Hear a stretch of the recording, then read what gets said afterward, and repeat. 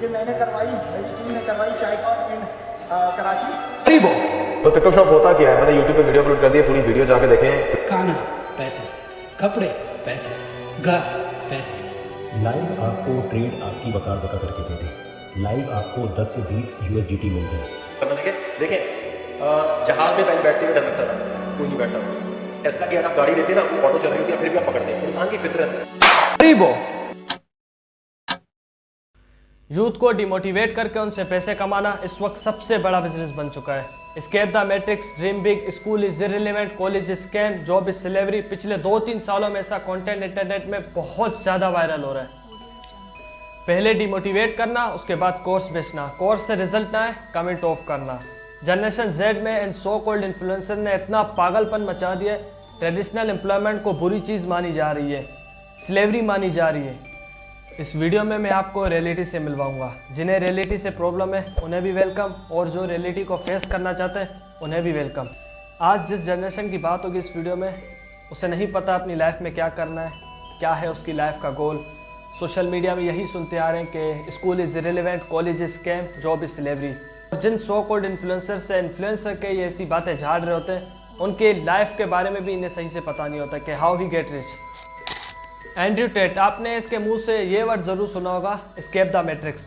और जिन कोर्सेज को बेचकर ये आपको मैट्रिक्स से निकाल रहा है, question him how he get rich. नहीं पता ना, मैं आपको बताता हूँ।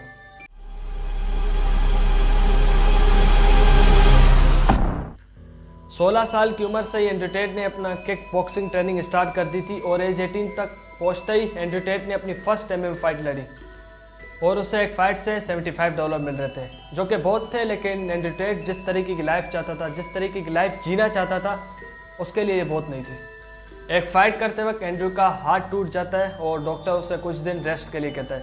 रेस्ट करते वक्त एंड्रयू के माइंड में कुछ बातें चल रही होती हैं कि $75,000 के लिए मैं अपनी पूरी लाइफ दाव में लगा रहा हूँ, छोटी सी गलती एंड आई विल डाई। इसलिए एज 28 में ही एंड्रयू टेट किक बॉक्सिंग से रिटायरमेंट लेता है और अपना कोई बिजनेस स्टार्ट करना चाहता है। और यही रिसर्च करते वक्त उसके सामने दो चीज़ें आती हैं, एसेट्स और लायबिलिटीज़। बेसिकली एसेट्स वो चीज़ें होती हैं जिससे आपके पास इनकम आती रहती है बिना काम किए या कुछ टाइम दिए ही। जैसे कि प्रॉपर्टीज़ आपने कोई ख़रीद ली जिससे आपके पास रेंटल इनकम आ रही है, या आपने स्टॉक मार्केट में शेयर खरीद लिए जिससे आपको डिविडेंड भी मिल रहा है और स्टॉक और शेयर के प्राइस भी बढ़ रहे हैं। और लायबिलिटीज़ में वो चीज़ें आती हैं जिससे आपके जेब से पैसे जा रहे होते हैं, जैसे कि आपकी अपनी प्रॉपर्टी जहाँ पर आप खुद रह रहे होते हैं, जहाँ पे रेंट में नहीं दिया होता, जहाँ पे आप खुद रह रहे होते हैं, उसका इलेक्ट्रिसिटी का बिल और मेंटेनेंस वगैरह आपके जेब से ही पैसे जा रहे होते हैं। और आपकी अपनी कार जिसमें मेंटेनेंस भी होता है और पेट्रोल वगैरह का भी खर्चा, ठीक है। इस तरीके से ये लायबिलिटीज़ होती हैं। एंड्रयू टेट के पास लायबिलिटीज़ तो बहुत थी, लेकिन एसेट एक भी नहीं था। बहुत सोचने के बाद एंड्रयू टेट के दिमाग में एक आइडिया आता है।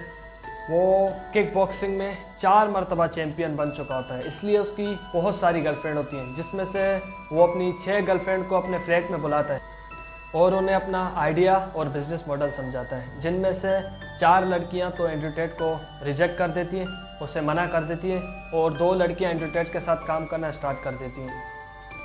बिज़नेस सिंपल था, वो लड़कियां लड़कों से वेबकैम के ज़रिए बात करेंगी और उनसे ज़्यादा से ज़्यादा पैसे निकालने की कोशिश करेंगी, जिसमें से 50% एंड्रयू टेट का और 50% उन लड़कियों का।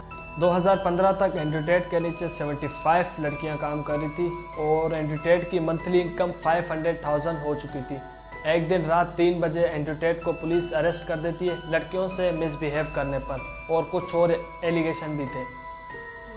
और जब वो कुछ महीने बाद जेल से वापस आता है तो उसका बिजनेस एम्पायर कंप्लीट ख़त्म हो चुका होता है।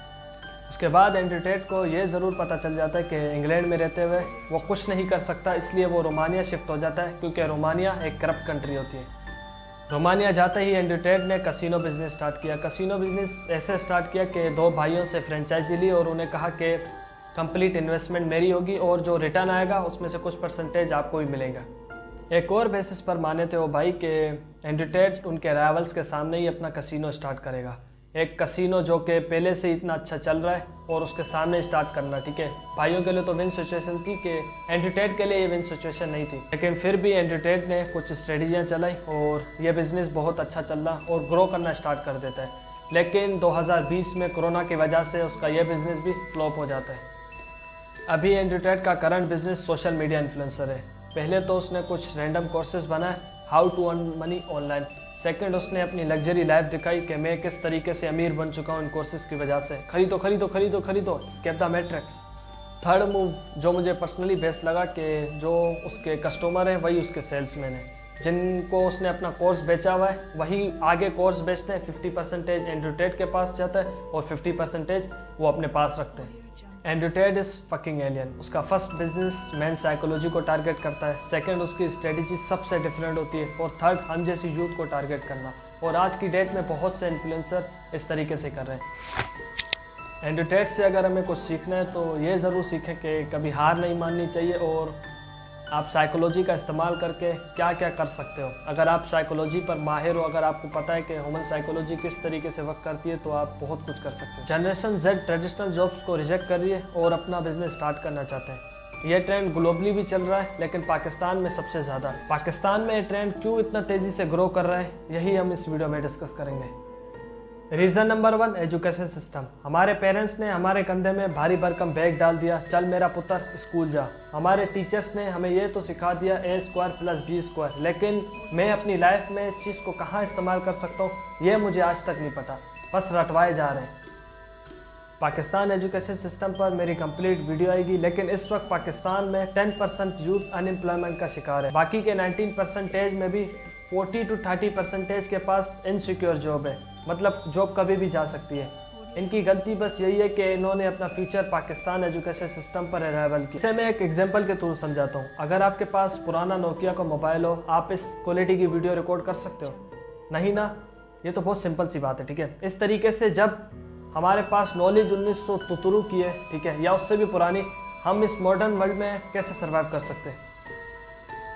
ये दुनिया बहुत जल्दी ग्रो कर रही है। कल तक जो जॉब एग्जिस्ट ही नहीं करते थे, आज उनसे लोग लाखों रुपए कमा रहे हैं। और इसी घटिया एजुकेशन सिस्टम को देखते हुए कुछ सो कॉल्ड इन्फ्लुएंसर आधी अधूरी बात करके आपको अपने जाल में फंसा देते हैं। फेक गुरुज। इस वक्त इंटरनेट में फेक गुरुज ने पैसा कमाना बहुत आसान है, बोल बोल कर यूथ का माइंडसेट ही डिस्ट्रॉय कर दिया है।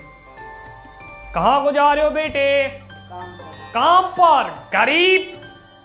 3 दिन बाद हमारा एक कोर्स लॉन्च होने वाला है। जिस तरीके से आज मैं प्राइवेट जेट में घूम रहा हूँ, अगर आपको भी प्राइवेट जेट में घूमना है तो 25,000 रुपये का कोर्स है मेरा, वो ख़रीदना पड़ेगा।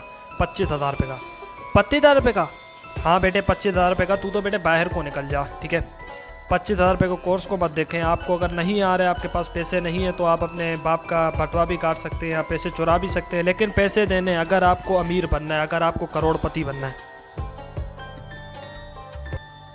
ऐसी वीडियो आपको इंटरनेट में बहुत ज़्यादा मिलेंगी।